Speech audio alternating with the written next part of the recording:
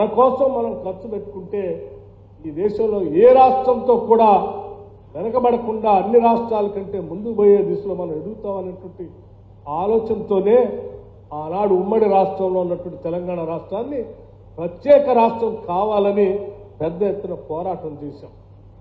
దాంట్లో భాగంగా శ్రీమతి సోనియా గాంధీ గారు నిజమే ఇక్కడ ఉన్నటువంటి వనరులు, ఇక్కడ ఉన్నటువంటి ఆర్థిక సంపద ఇదంతా ఆ ప్రాంత ప్రజల అభివృద్ధి కోసం వాడుకుంటే పెద్ద ఎత్తున మేలు జరుగుతుందనేటువంటి ఆలోచనతో పార్లమెంట్లో బిల్లు పెట్టి ఈ ప్రత్యేక రాష్ట్రం ఇస్తే అనేక రకాలైనటువంటి మాయమాటలు చెప్పి అధికారంలోకి వచ్చి 10 ఏళ్ళు ఈ రాష్ట్రాన్ని జలగల్లాగా పట్టి పీడించి ఈ రాష్ట్ర ఆర్థిక వ్యవస్థని, ఈ రాష్ట్రంలో ఉన్నటువంటి ప్రజల శక్తిని జలగల్లాగా పీల్చి పీల్చి పీల్చి పిప్పి చేసి ఈ రాష్ట్రాన్ని అధోగతి పాలు చేసినటువంటి ఆ పాలన నుంచి బయటపడాలనేటువంటి ఆలోచనతో ఈ రాష్ట్ర ప్రజలు ప్రజాప్రభుత్వం రావాలని, ఇందిరమ్మ రాజ్యం వస్తే తప్ప మన బతుకులు బాగుపడవని ఆలోచన చేసి తెచ్చుకున్నటువంటి ఈ ప్రభుత్వం అనేక సంక్షేమ కార్యక్రమాలని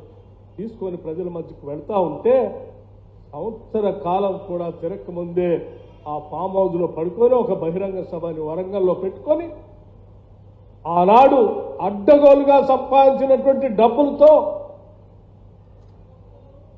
వాహనాలు పెట్టి జనాన్ని తీసుకొని వచ్చి నోటికి వచ్చినట్టు ఈ రాష్ట్ర ప్రభుత్వం పైన మాట్లాడితే బాధ అనిపించి వాస్తవ విషయాలు మీకు చెప్పాలనేటువంటి ఆలోచనతో ఈరోజు మీతో పంచుకుంటున్నాను. ఆలోచన చేయండి. ఆ రోజు ధనిక రాష్ట్రాన్ని ఇచ్చాం మీకు. ధనిక రాష్ట్రం ఇస్తే 7.5 లక్షల పైబడి ఈ రాష్ట్రాన్ని అప్పుల పాలు చేశాం. పోనీ 7.5 లక్షల కోట్ల రూపాయల అప్పులు చేసి ఏమన్నా ప్రజా సంక్షేమం కోసం ఏమైనా కార్యక్రమాలు చేశారా?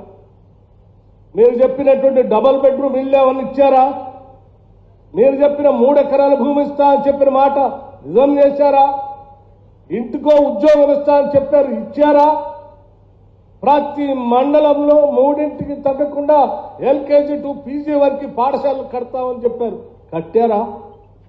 ప్రతి శాసనసభ నియోజకవర్గంలో 1,00,000 ఎకరాలకు తగ్గకుండా నీళ్లు ఇస్తాము, ఇరిగేషన్ ప్రాజెక్టులు పెడతామని చెప్పారు, పెట్టారా? మరొక పరిశ్రమను ఏమైనా పెట్టారా? ఓ పెద్ద నీటిపారుదల ప్రాజెక్టులు ఏమైనా కట్టి ఒక నాగార్జున సాగర్ లాగానో, ఒక శ్రీశైలం లాగానో, ఒక ఎస్ఆర్ఎస్పి ప్రాజెక్టు లాగానో, ఒక కడియం ప్రాజెక్టు లాగానో, లేకపోతే ఒక దేవాదుల ప్రాజెక్టు లాగానో, లేకపోతే ఒక శ్రీపాద ఎల్లంపల్లి ప్రాజెక్టు లాగానో ఏమైనా కట్టారా అంటే ఏదీ లేదు. ఇచ్చిన హామీలు చేయలే, తెచ్చిన డబ్బులు పెట్టి ఇటువంటి ప్రాజెక్టులు కట్టలేదు. కట్టక ఒక కాళేశ్వరం కడిచింది. అక్కడ వద్దయ్యా బాబు అది కరెక్ట్ కాదని చెప్తే 1,00,000 కోట్లు తీసుకొచ్చి అక్కడ ఆ గోదావరిలో పోసి ఇవాళ అది కుంగిపోయేటట్టు చేసి ఆ డబ్బులు కూడా దేనికి పనికి రాకుండా చేసి అంతిమంగా అన్నీ చేసి రాష్ట్రాన్ని దివాళా దీపించి రాష్ట్ర సొమ్మంతా కాజేసి మళ్ళీ తిరిగి తగుదనమ్మా అని వచ్చి ఈరోజు ప్రజల కోసం 7 లక్షల కోట్ల అప్పు మా మీద పడేసిపోయినా ఈ రాష్ట్రాన్ని కుదబెట్టి బ్యాంకులకి 7.5 లక్షల కోట్లు అప్పు తెచ్చినా ఈ ప్రజలకు మనం ఏదో చేయాలనేటువంటి ఆలోచనతో ఈనాడు రేవంత్ రెడ్డి గారు ముఖ్యమంత్రిగా ఈ రాష్ట్ర కేబినెట్లో ఉన్నటువంటి సహచర మంత్రివర్గ సభ్యులు అందరూ ఆలోచన చేసి పేదవాళ్ళు ఇళ్ల కోసం ఎదురు చూస్తూ ఉన్నారు. ఆనాడిచ్చినటువంటి ఇందిరమ్మ ఇళ్ళు రావట్లేదు.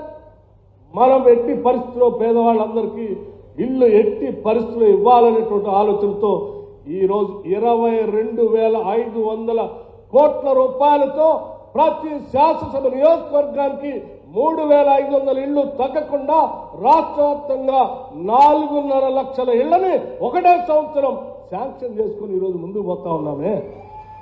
ఏమి కనపట్లేదా నీకు? ఉద్యోగాలు ఇస్తా అంటే రాష్ట్రంలో ఇంటికో ఉద్యోగం ఇస్తా అంటే పాపం బిడ్డలంతా చదివించుకొని ఎదురు చూస్తున్నటువంటి ప్రజలకి బిడ్డలకి 10 సంవత్సరాలు గడిచినా ఒక గ్రూప్ 1 ఎగ్జామ్ కండక్ట్ చేయవచ్చు.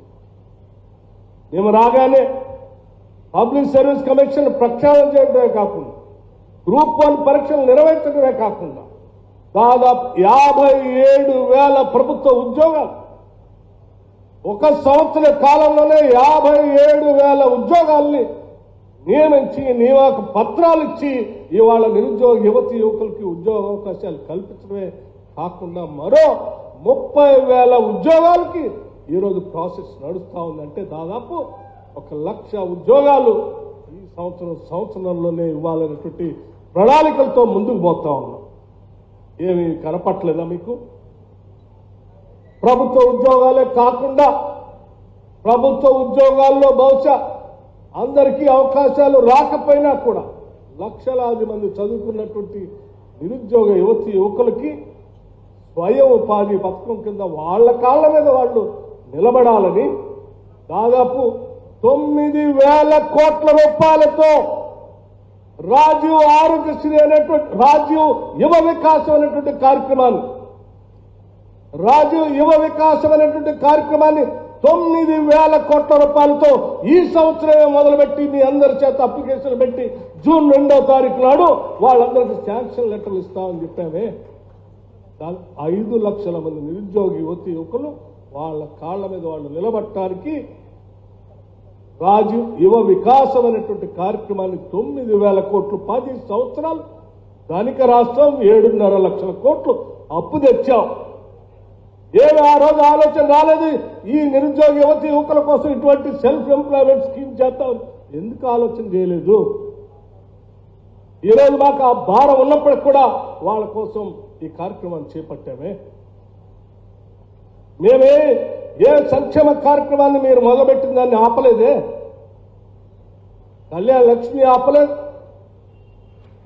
లేకపోతే రైతు భరోసా కార్యక్రమాన్ని మీరు 10,000 ఇచ్చినప్పుడు శ్రీనివాసరెడ్డి గారు చెప్పినట్టు మేము ఎకరానికి 12,000 పెంచామే.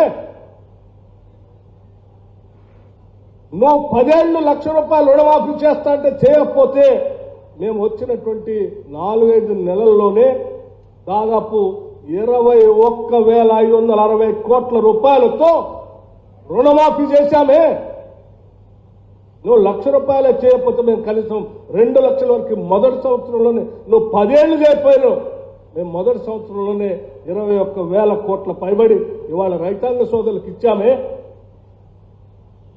నువ్వు 10 సంవత్సరాలు రైతు సోదరుల కోసం ఏమి పట్టించుకోకుండా ఇన్సూరెన్స్ చేయకుండా వదిలేస్తే మేము 1,970 కోట్ల రూపాయలతో రైతు సోదరుల కోసం ఇన్సూరెన్స్ కట్టామే. ఇది రాష్ట్ర ప్రభుత్వం తరఫున రైతుల కోసం కట్టాము. మీరు 10 సంవత్సరాలు కట్టలేదే.